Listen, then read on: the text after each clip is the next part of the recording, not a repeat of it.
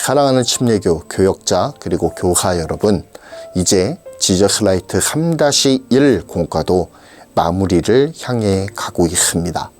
오늘 강의를 제외하면 단 2과 정도만 남겨두고 있죠. 세월이 정말 빠르게 흘러가는 것 같습니다. 저와 여러분이 강의로 만나게 된 지도 벌써 6개월이 지나가고 있습니다.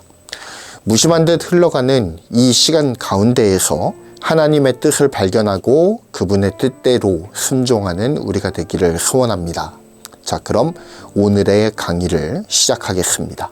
자, 어머니는 위대하다 라고 하는 말이 있습니다. 이 말은 단순한 감성적 표현이 아닙니다. 신앙의 현장, 기도의 역사 속에서 증명된 진리이죠. 신앙의 현장, 기도의 역사 가운데에서 증명된 진리입니다. 한 예를 들어보도록 하겠습니다.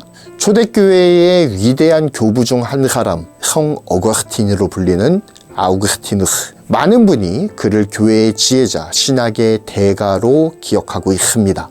맞는 말입니다. 현대 신학의 많은 부분은 어거스틴 신학의 영향을 많이 받았습니다. 그러나 그가 처음부터 이렇게 거룩한 길을 걸었던 것은 아니었죠. 그는 젊은 시절 쾌락주의, 허무주의, 이단 사상에 빠져 있었고 진리를 찾는다는 명분 아래에 방황을 하면서 하나님을 멀리했던 사람이었습니다. 그는 고통과 악에 대한 문제로 신앙을 거부하기도 했고요. 하나님은 왜 고통을 허락하시는가? 라는 질문에 붙들려 살고 있었습니다. 하지만 그를 위해 밤마다 눈물로 기도하던 한 사람이 있었죠. 바로 그의 어머니 모니카였습니다. 어거스틴이 로마로, 밀라노로 그렇게 정처 없이 떠날 때마다 그녀도 기도로 따라갔습니다. 그 기도는 단순한 간청이 아니라 어거스틴을 향한 끈질긴 기도였고 신앙의 절규였습니다. 하나님은 그 절규 어린 기도를 외면하지 않으셨습니다. 어거스틴은 결국 회심했고 내 영혼이 하나님 안에서 안식하기까지 쉼이 없다라고 하는 고백과 함께 교회사의 흐름을 바꾸는 위대한 신앙인이 되었습니다. 물론 어머니의 기도가 그를 바꿨다 라고까지 이야기하기에는 약간의 비약이 있긴 하지만 하나님의 은혜가 그를 변화시킨 것은 분명한 사실입니다. 그리고 하나님이 그에게 예정된 은혜를 차고 넘치도록 그렇게 베푸시는 데에는 그 어머니 모니카의 기도가 큰 역할을 하였음은 부정하기가 어렵죠. 여러분 기억하시기 바랍니다. 어머니의 기도, 어머니의 간절한 기도는 결코 헛되지 않습니다. 하나님의 때에 하나님의 방법으로 반드시 열매를 맺습니다. 이것이 바로 어머니의 위대함이며 믿음의 인내가 만들어내는 기적이다 라고 정리를 할 수가 있겠습니다. 이제 오늘 본문 속 가나안 여인의 이야기를 함께 살펴보죠. 이 여인은 유대인이 아닙니다. 이방 여인이죠. 즉 당시 사회에서 종교적, 문화적으로 소외된 사람이었다 이런 이야기입니다. 하지만 그녀는 귀신 들린 딸을 위해서 예수님께 나오게 되죠. 다윗의 자손이시여 나를 불쌍히 여겨 주십시오. 이 외침은 단순한 요청이 아닙니다. 예수님을 메시아로 인정하는 믿음의 고백이었고요. 간절한 고백이었습니다. 그의 딸을 고치기 위한 절절한 절규였습니다.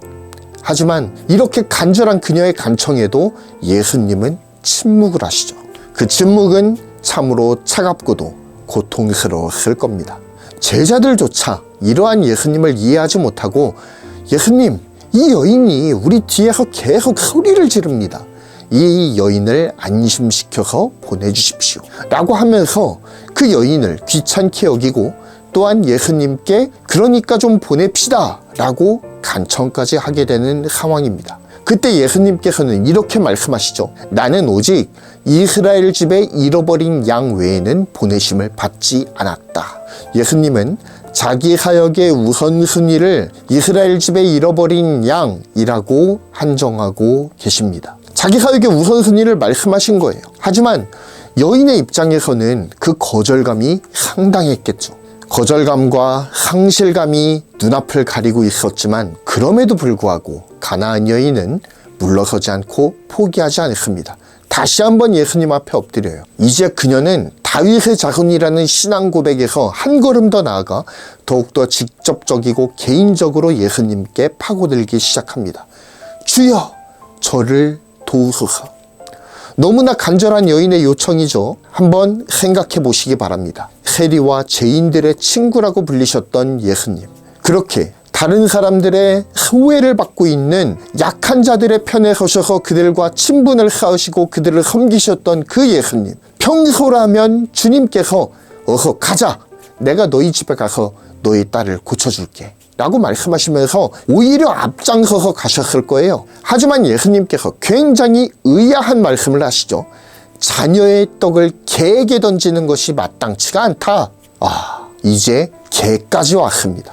얼마나 모욕적인 말입니까? 당시 유대인들이 이방인을 비하할 때 너는 개야 라고 이야기를 했던 정말로 비하하는 단어를 그 여인의 목전에서 하신 거예요. 현대를 살아가는 우리가 들어도 어느 누가 일면식도 없는 사람이 나보고 개라고 하면 기분이 좋겠습니까? 아마 주먹 다짐을 하거나 싸움이 나지 않고는 버틸 수가 없는 그런 상황일 거예요. 너무 모욕적이었겠죠. 그 말만 떼어놓고 보면 지금 가나안 여인은 예수님께 인신공격과 모욕을 당한 거예요. 지금 얼마든지 예수님을 저주하면서 그냥 그 자리를 박차고 떠나버렸어도 이상하지 않은 상황이다, 이런 이야기입니다. 그런데 왜 주님께서는 이렇게까지 가나안 여인을 극한으로 몰아붙이시는 것일까요? 그분은 그녀의 믿음을 끌어올리고 계시는 겁니다. 주님은 일부러 그러시는 거예요. 정말 그 여인을 개로 보아서 그런 이야기를 하시는 게 아니라 이런 이야기입니다. 지금 예수님께서는 계속해서 여인의 믿음을 시험하고 계시는 거예요. 그 시험 문제를 잘 통과할 것이라고 이미 믿고 계셨다라고 하는 것입니다. 그렇기 때문에 예수님께서 그녀를 극한까지 밀어붙이시는 거예요. 역시 주님의 예상대로 그녀는 대답합니다. 주님, 옳습니다. 나는 개예요. 하지만 개들도 제 주인의 강에서 떨어지는 부스러기는 먹습니다. 이 얼마나 겸손과 믿음의 절정을 보여주는 말입니까? 나는 자격이 없습니다. 하지만 그럼에도 불구하고 땅부스러기와 같은 주님의 은혜 한 조각이면 충분하다. 그 고백하고 있는 거예요. 예수님은 모든 시험에 합격한 그녀를 보시면서 감동하셨습니다. 여자여, 네 믿음이 크도다. 네 소원대로 될 것이다. 그 즉시 그녀의 딸은 치유를 받았습니다. 자, 그렇다면 지금까지 예수님께서 가나안 여인의 믿음을 시험하고 계셨다라고 말씀을 드렸습니다. 왜 예수님께서는 그녀에게 모욕감을 주시면서까지 그녀의 믿음을 시험을 하셨던 걸까요? 이거는 마태복음 15장 전체를 통으로 두고 살펴보아야 될 필요가 있습니다. 예수님은 지금 가나안 여인을 앞에 두고 누가 하나님의 자녀인가에 대해서 말씀하고 계시는 거예요. 그녀를 통해서 이런 사람이 바로 하나님의 자녀다라고 소개하고 계시는 겁니다. 본문이 소개된 마태복음 15장의 첫머리에 무슨 이야기가 나오느냐? 바리새인과 서기관들이 제자들이 음식을 먹을 때 너무 배가 고프다 보니까 손 씻는 걸 깜빡한 거예요. 그냥 맨손으로 빵을 집어서 먹기 시작합니다. 이 모습을 보고 저들이 장로의 전통을 지키지 않고 있는데 왜 예수님을 스승으로서 그것들에 대해 지적하지 않으시는 겁니까? 라고 크레임을 걸어요. 그때 예수님께서는 15장의 3절을 통해 이렇게 말씀하시죠. 너희는 어찌하여 너희의 전통으로 하나님의 계명을 범하느냐? 라고 말씀하시면서 도리어 그들을 호통치십니다. 이어서 이사야의 예언을 인용하시면서 입술로는 나를 존경하되 마음은 내게서 멀다 라고 지적을 하시죠. 또한 입으로 들어가는 것이 사람을 더럽게 하는 것이 아니라 입에서 나오는 것이 사람을 더럽게 한다 라고 말씀을 하십니다. 이 사건 이후에 가나안 여인 사건이 기록이 되는 거예요. 즉 이것은 자신이 하나님께 선택받은 민족이라고 의스대고 있지만 실상은 하나님을 사랑하지도 않고 자신의 전통을 하나님의 말씀, 계명보다 앞세우는 허울뿐인 바리새인들과 서기관들 그리고 이스라엘 백성들을 정면으로 꼬집고 계시는 겁니다. 여인을 극한까지 몰아가시면서까지 그녀의 믿음을 시험하심을 통해서 주님은 봐라, 너희가 개라고 부르는 이 이방 여인이지만 그녀의 믿음을 봐라. 어떤 시련과 어떤 모욕감을 주더라도 하나님을 향한 신뢰가 흔들리지 않고 있지 않느냐. 이런 사람이 바로 진짜 하나님의 사람이다.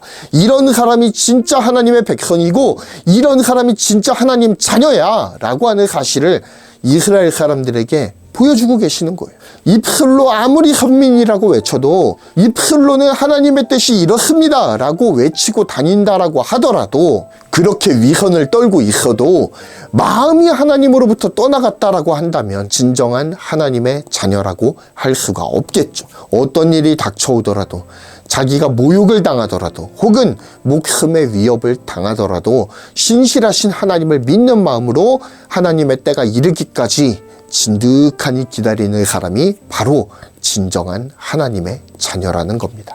그녀의 기도는 3번의 좌절을 겪었습니다. 한 번은 외면으로, 한 번은 무시로, 그리고 또 한 번은 모욕으로 그녀의 기도는 거절을 당했습니다. 하지만 그럼에도 포기하지 않았죠. 끝까지 하나님의 때를 기다리면서 매달렸다 이겁니다. 내 딸의 귀신 들림을 자유하게 해주십시오. 그 기도 제목 하나 안고서 하나님을 굳건하게 붙잡았던 거예요. 유대인들이 하나님의 부르심을 받았고 하나님의 선택을 받았다라고 이야기하는 유대인들이 개라고 부르는 이방인이었지만 그녀는 진심으로 하나님을 믿고 있었고 그녀가 모욕을 당했음에도 불구하고 그 믿음의 끈을 놓지 않았다라고 하는 것이죠. 사랑하는 교역자 여러분, 그리고 교사 여러분, 혹시 지금 여러분의 기도가 응답되지 않고 있습니까? 하나님이 무시하시는 것처럼 느껴지시나요? 하나님이 침묵하시는 것처럼 보여지시나요? 기도해도 부르짖어도 변화가 없다라고 생각하고 계시진 않습니까? 그렇다면 오늘의 말씀을 가슴에 새기시기 바랍니다. 지금은 하나님께서 여러분의 믿음을 시험하고 계시는 시기일 수 있습니다. 혹은 이런 질문을 던지시는 시기일 수 있습니다. 너 진짜 내 백성 맞니? 너 진짜 내 아들, 내 딸 맞니? 또한 그 하나님의 물음에 우리는 어떻게 응답해야 할까요? 하나님은 때때로 침묵으로 말씀하시고 응답하지 않음으로 우리의 신뢰를 훈련하십니다. 그분의 침묵은 무관심이 아니에요. 더 깊은 은혜를 예비하시는 사랑의 전략입니다. 예수님은 가나안 여인의 믿음을 이미 알고 계셨어요. 그녀가 끝까지 포기하지 않을 것을 알고 계셨습니다. 그렇기 때문에 이스라엘 사람들이 다 보는, 그리고 자신의 제자들이 다 보고 있는 그 앞에서 예수님은 그녀를 극한까지 몰아붙이시는 겁니다. 하나님은 지금도 우리의 간절함을 보시면서 시험하십니다. 그리고 우리가 하나님의 자녀라고 하는 것을 이미 알고 계세요. 그렇기 때문에 우리가 궁극적으로는 시험을 통과하리라는 것을 알고 계십니다. 그렇기 때문에 야, 이렇게까지 했음에도 불구하고 포기하지 않는 네가 진짜 하나님의 자녀다, 사람들에게 소개하시는 거예요. 하나님은 우리가 그 시험을 능히 이겨낼 수 있으리라는 믿음으로 우리를 바라보고 계시고요, 돕고 계십니다.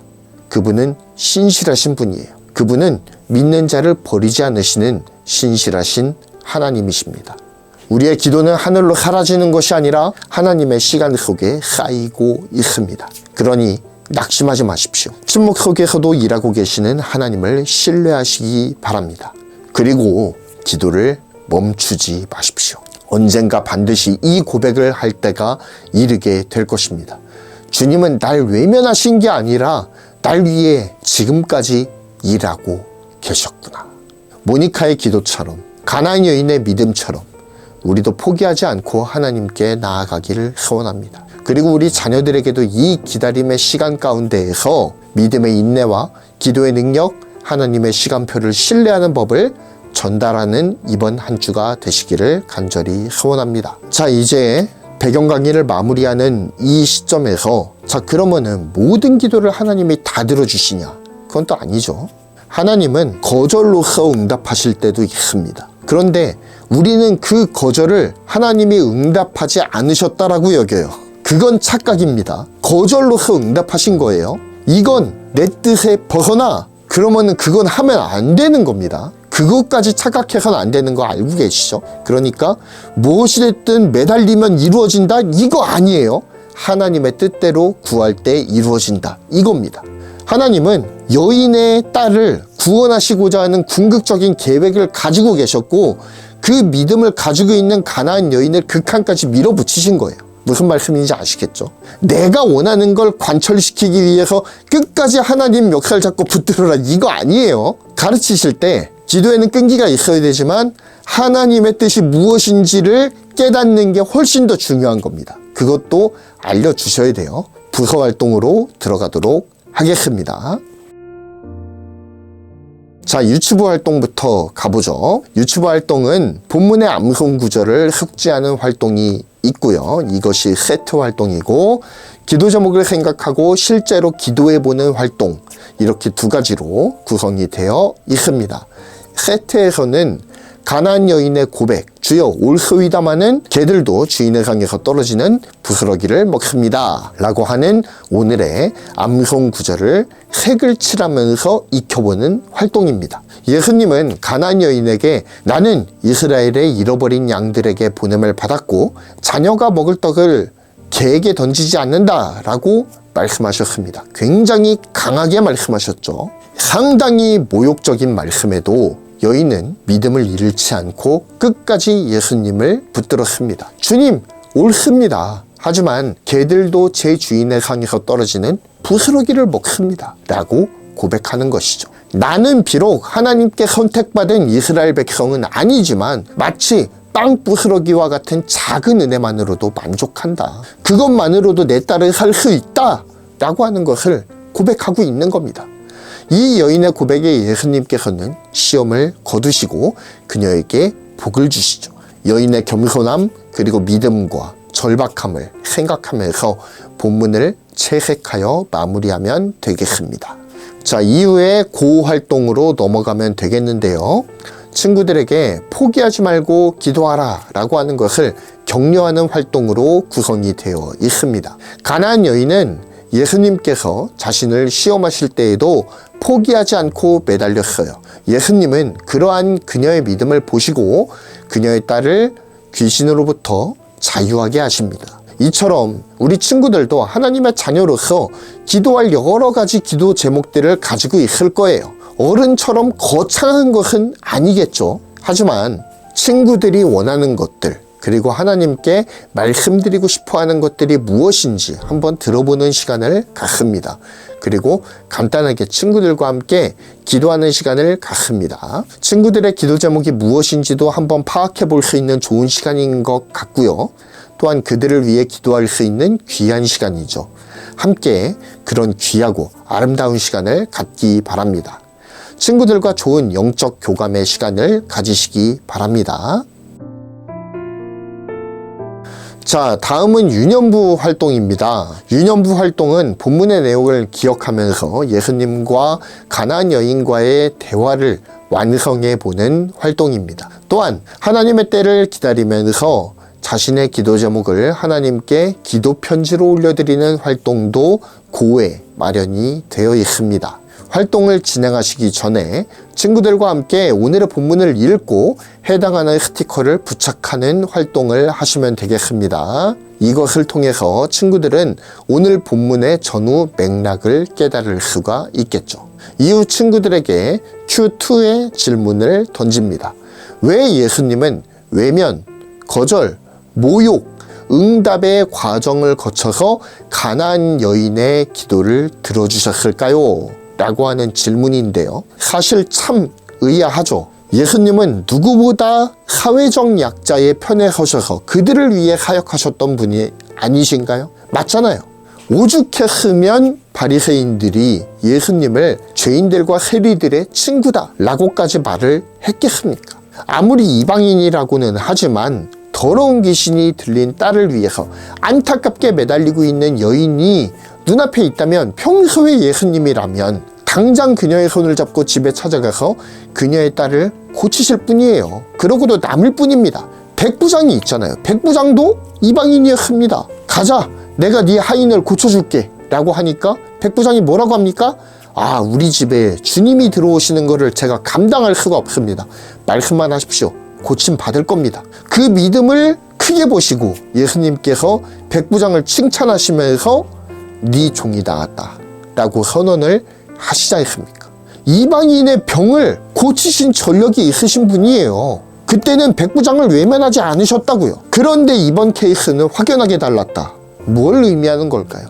왜 예수님이 이렇게 하셨느냐? 극한의 상황까지 그녀를 몰아붙이시면서까지 예수님께서 하시고자 했던 그 말씀은 무엇이었는가? 그 뜻입니다. 왜 이렇게 하셨을까요? 그녀가 이방인이어서요? 그녀가 여자여서요? 예수님은 남녀 차별주의자이십니까? 절대 그렇지 않아요. 두 가지 정도를 설명해 주시면 좋을 것 같아요. 아까 우리 배경에 있었던 내용이죠. 마태복음 15장을 전체적으로 조망해 주시는 겁니다. 그런데 이번 본문에서는 그게 꼭 필요해요. 왜냐면은 마태복음 15장을 전체를 살피지 않으면 오늘 본문의 맥락이 전혀 이해가 안 가는 상황이에요. 백부장 이야기를 아는 친구들이라고 한다면 왜 예수님이 이렇게까지 하시지? 라고 의문이 생길 수밖에 없어요. 그러니까 전체적으로 15장을 봐야 되는 겁니다. 앞서 말씀드렸듯이 15장 첫머리에는 제자들이 떡을 먹을 때 손을 씻지 않는 것을 시비 거는 바리새인들과 서기관의 이야기가 소개되고 있죠. 그들은 이른바 유대인들에게 대대로 전해져 내려오는 장로의 전통을 지키지 않은 것에 대해서 문제를 삼고 있습니다. 하지만 예수님께서는 자신을 하나님의 선민으로 여기면서도 실상은 하나님을 사랑하지도 존중하지도 또한 믿지도 않고 있는 그들의 위선을 정확하게 꼬집고 계세요. 이후에 가나안 여인의 사건이 펼쳐지는 거예요. 율법에 매이고 장로의 전통에만 목을 매면서 하나님을 사랑하지도 않고 하나님을 존중하지도 않고 하나님을 믿지도 않는 이 바리새인들과 서기관들이 아닌 이방인임에도 불구하고 너희들이 개라고 부르는 이방인임에도 불구하고 여인임에도 불구하고 자신을 낮추면서 하나님을 신뢰하는 이 가나안 여인과 같은 자가 바로 진짜 하나님의 자녀다. 이 사실을 보여주고 계시는 거다. 두 번째는 뭐라고 말씀드렸죠? 그녀의 믿음을 시험하시는 거예요. 때로는 버림받은 것 같은 상황 속에서도 여전히 하나님을 신뢰하고 있는가에 대한 문제는 신앙에서 매우 중요한 문제이죠. 다른 것을 다 통과해도 여기서 넘어지면 하나님을 신뢰하는 것이라고 하기가 어렵다라고 하는 겁니다. 내가 생각한 타이밍에 내가 생각한 방식으로 하나님이 역사하시길 바라는 것은 만용이에요. 교만입니다. 하나님은 하나님의 때에 하나님의 방식으로 일하세요. 그분은 우리를 사랑하십니다. 그리고 우리의 기도가 이루어져야 될 정확한 타이밍을 알고 계세요. 그래서 그분의 때에 그분의 타이밍에 정확하게 역사하실 겁니다. 그 믿음이 있다면 우리는 마치 하나님이 우리를 버리신 것과 같이 느껴지는 그 침묵의 시간, 그 모욕의 시간도 믿음으로 이겨낼 수 있다라고 하는 거죠. 이것을 알려주시기 위해 예수님께서는 가나안 여인의 이야기를 우리에게 소개해주고 계시는 겁니다. 또한 이 믿음의 기다림을 품고 그 활동을 진행해 주시면 되겠습니다. 우리의 기도가 이루어질 것을 믿는 마음으로 하나님께 기도 편지를 올려드리는 것이죠. 마지막으로 초등부 살펴보겠습니다. 초등부 활동은 오늘 본문의 사건을 육하원칙을 통해서 기억하는 활동입니다. 이후에 유년부와 마찬가지로 하나님께 기도 편지를 올려드리는 활동으로 진행을 하게 되겠습니다. 자, 기도 편지는 우리가 하나님의 때를 기다리는 마음으로 하나님의 역사를 기대하면서 적도록 지도하시면 되겠습니다. 자, 그렇다면 이 시간에는 육하원칙을 통해 본문의 사건을 한번 정리를 해봅시다. 먼저 누가 그랬느냐? 주인공이 누구죠?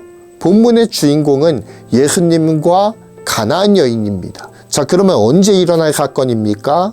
예수님께서 게네사렛 호수 근처에서 유대인들과 장로의 전통에 대한 논쟁을 하신 뒤에 두로와 시돈 지방으로 가셨을 때의 일입니다. 자, 어디서 일어날 사건입니까? 두로와 시돈 지방 근처에서 일어날 사건이죠.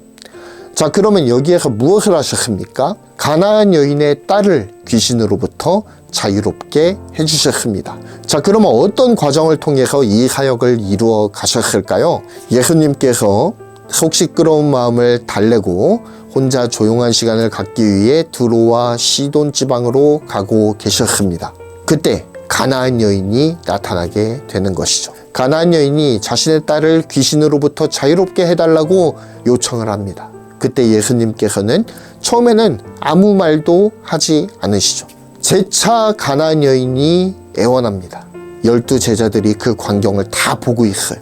그때 주님께서는 이렇게 말씀하시죠. 나는 이스라엘 집에 잃어버린 양 외에는 다른 데로 보내심을 받지 아니하였다. 가나안 여인은 그럼에도 불구하고 포기하지 않습니다. 주여, 나를 도우소서. 그때 예수님께서는 그녀를 모욕하는 듯이 말씀하시죠. 자녀의 떡을 개들에게 던짐이 마땅하지 않다. 그럼에도 불구하고 가나안 여인은 여전히 포기하지 않습니다. 주님 말씀이 옳습니다. 저 개예요. 하지만 개들도 주인의 상에서 떨어지는 부스러기는 먹지 않습니까? 이에 예수님께서는 감동하십니다. 그녀의 딸을 치유하시는 것이죠. 자, 그렇다면 백부장 때와는 다르게 왜 예수님께서는 이렇게 하셨던 것일까요? 첫 번째, 아까 말씀드린 대로 유대인들에게 어떤 사람이 하나님의 자녀인가를 직접 보여주시기 위해서 그렇습니다. 12 제자들이 보고 있었잖아요. 그리고 아무리 두로와 시돈 지방이었다라고 하지만 그 난리가 났는데 그 주변에 유대인 한 사람이 없었겠습니까? 있었겠죠. 그들을 향해서 경종을 울리시는 거죠. 유대인들은 장로들의 전통을 운운하면서 예수님과 제자들이 손을 씻지 않은 것을 지적을 했죠. 이와 같이 마태복음 15장을 쭉 살펴보면 유대인과 가나안 여인의 태도가 여러모로 대조가 돼요. 한쪽은 전통을 내세워서 하나님의 뜻을 거역하고 있고요. 또 한쪽은 이방인이지만 하나님을 믿는 마음으로 집요하게 예수님께 매달립니다. 간절하게 매달려요. 이 모습, 유대인에게서 나와야 되는 모습 아니냐 이거예요. 한쪽은 하나님의 선민이라고 자부하면서 자기 멋대로 살아가지만 다른 한쪽은 자신을 개라고 낮추면서도 주인의 상에서 떨어지는 부스러기와 같은 작은 은혜라도 받기를 갈망하고 있습니다. 누가 진짜 하나님의 사람일까요? 혈통이 하나님의 자녀임을 보증하지 않는다 이거예요. 하나님을 사랑하고 그분을 믿는 마음이 하나님의 자녀됨을 보장하는 유일한 보증수표다 이겁니다. 마음으로 하나님을 섬기는 사람이라면 예수 그리스도의 죽으심과 부활하심을 믿고 그분의 뜻을 이 세상에서 이루기 위해서 고군분투하는 사람이라고 한다면 그 누구라도 하나님의 자녀라는 거예요. 이것을 가나안 여인을 통해서 보여주셨다 이겁니다. 이는 우리에게도 시사하는 바가 큽니다. 하나님은 부족한 우리를 구원하셔서 그분의 백성으로 삼아주셨어요. 우리는 그분의 자녀, 그분의 제사장, 그분의 나라의 백성이 되었다라고 하는 사실에 진심으로 감사하고 있습니까? 너는 택한 족속이요 왕같은 제사장이며 거룩한 나라이고 하나님의 소유가 된 백성이다 라고 분명하게 성경에서 선포하고 있는데 그 사실에 대해서 감사하고 있느냐고. 하나님의 자녀라고 하는 허울만 남아있고 어떤 열정도 없이 그냥 관성적으로 습관적으로 하나님을 생각하고 있는 거 아닌가요? 유대인의 관습에 찌든 모습이 혹시나 우리의 모습은 아닙니까? 가나안 여인과 같은 믿음의 야성이 회복돼야 돼요. 우리가 얼마나 관습화되어 있습니까? 그러면 안 된다라고 하는 거죠. 강의를 마무리하겠습니다. 가나안 여인의 이야기는 우리에게 던져주는 바가 큽니다. 다소 모욕적으로 들릴 수 있는 이야기까지 하시면서 예수님은 가나안 여인을 극한까지 몰아가셨어요. 그럼에도 불구하고 가나안 여인은 포기하지 않고 예수님을 믿는 마음으로 매달립니다. 예수님의 치유하시는 그 능력을 믿었어요. 그리고 하나님의 아들께 매달립니다. 그 믿음 가지고 매달리는 거예요. 예수님께서는 이에 그녀의 믿음을 시험하시는 것을 거두시고 그녀의 소원대로 딸을 치유하셨습니다. 무엇이 진정한 하나님의 자녀입니까? 혈통이 하나님의 자녀됨을 보장하지 않습니다. 내 부모가 예수님을 믿었기 때문에 나도 예수님 믿는다? 아니에요. 부모님이 예수님을 믿는 건 부모님이 예수님을 믿는 거고 내가 예수님을 믿는 거는 전혀 별개의 문제라는 거예요. 내가 오직 예수 그리스도를 믿는 믿음, 그분을 사랑하는 마음, 그리고 그의 뜻대로 사는 행실이 내가 하나님의 자녀됨을 보여준다 라고 하는 것입니다. 가나안 여인은 어떤 상황에도 굴하지 않고 예수님을 신뢰했어요. 우리에겐 그런 믿음과 끈기가 있습니까? 이상 모든 강의를 마치겠습니다. 시청해 주셔서 감사합니다.